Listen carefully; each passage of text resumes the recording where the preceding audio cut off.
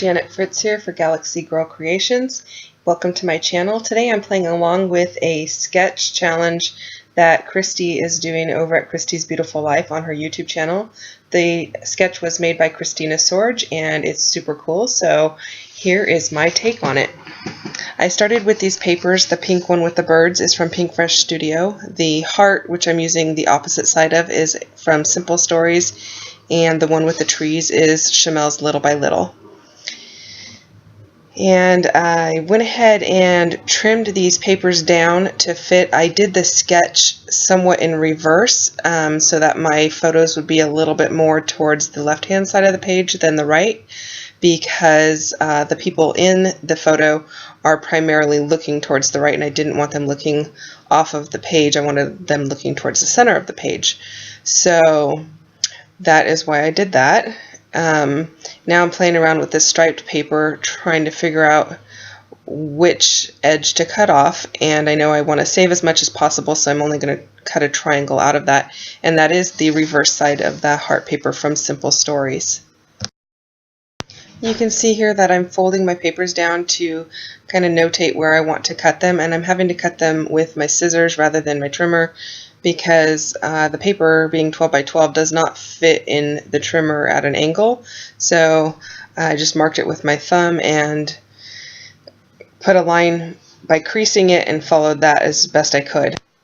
I'm inking everything with the Black Soot Distress ink, and if you've been following my videos, you know I do need to re-ink my pad, so everything's a little bit on the gray side. I don't mind it. I don't want it super dark anyway, so it works for me, and sometime I will get around to re-inking it. I do have the re-inker, I'm just too lazy to go and get it and put more ink on the stamp pad. So I am using a photo of my kids when they were much younger. This is one of their very first 4-H outings, and we were doing a community service by going to the old folks home that's nearby, and they were reading and playing games with the elderly patients there that are in the care of the home. So I knew I wanted to use this photo at some point. It's not the best photo, but it does tell a little bit of a story on how it's very important for us to go and do community service, and it's been something that 4-H was wonderful about teaching them and giving them opportunities for. So I wanted to make sure I captured that on paper, so that's why I'm using this photo. Now that top pink strip is a piece of the Chamel Little by Little paper, and it comes with several different colors of wood grain on the same paper. And I'm not exactly sure where the black striped paper is from, but I had a little remnant piece in my scrap bin, so that's why I'm using that one. And I thought using the striped one that I've already used was just a little bit too busy up there. I needed something a little more spaced out, so that's why I opted for the one that's got more white space on it. I'm backing my photos with this pink paper. I believe that's also from Chamel's Little by Little, although I couldn't be positive about that. And then I'm using just a piece of vellum to soften up the layers behind. In just a little bit, you're going to see me pull out my little bins of embellishments. I have sorted all of my embellishments into color bins. I have these little black boxes. They all have a color written on them, and I've cut apart, I think, almost all of my sticker sheets and sticker books and die cuts and everything, and I've sorted them by color. And so I've cut out a big portion of me sorting out what I would think I'm going to use, and so you see there I've pulled out a ton of pink, a ton of black, and some gray as well. So I've decided I know I want to use this Together puffy sticker, and there's a little round sticker that says Make a Difference, so the title is going to read Make a Difference Together. As soon as I saw that Make a Difference, I knew I wanted to use it, because that's exactly what they're doing here, is making a difference in somebody else's life.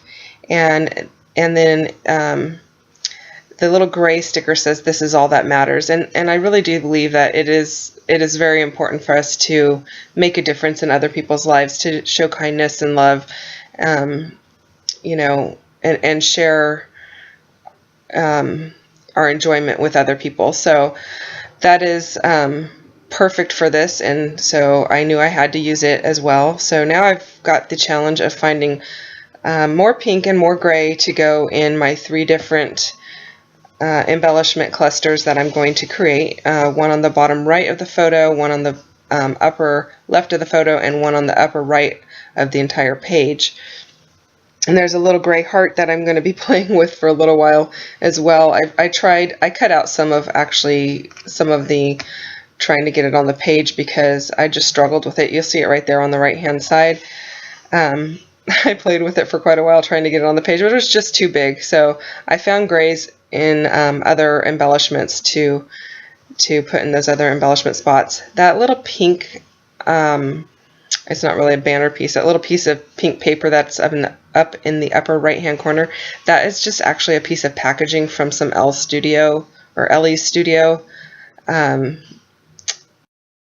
I believe it was packaging from their journaling cards or something like that. I really liked it, so I went ahead and used it. I cut off a little strip of it and put it at the top of the little gray card that's in the bottom right hand corner, and used it kind of like washi tape to at the top of the square just to kind of hold the paper on, although it's actually not holding the paper on because everything is adhered down.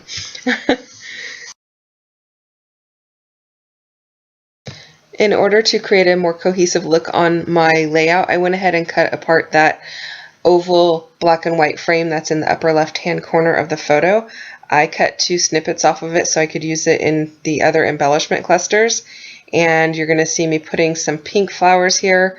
Those also match the word together, so that draws the eye in since there's a little bit in each of the clusters. It just makes everything cohesive, draws your eye into the photo, and it kind of makes it look a little more planned and less, I don't know, chaotic's not the right word, but it just gives it a nice cohesive look.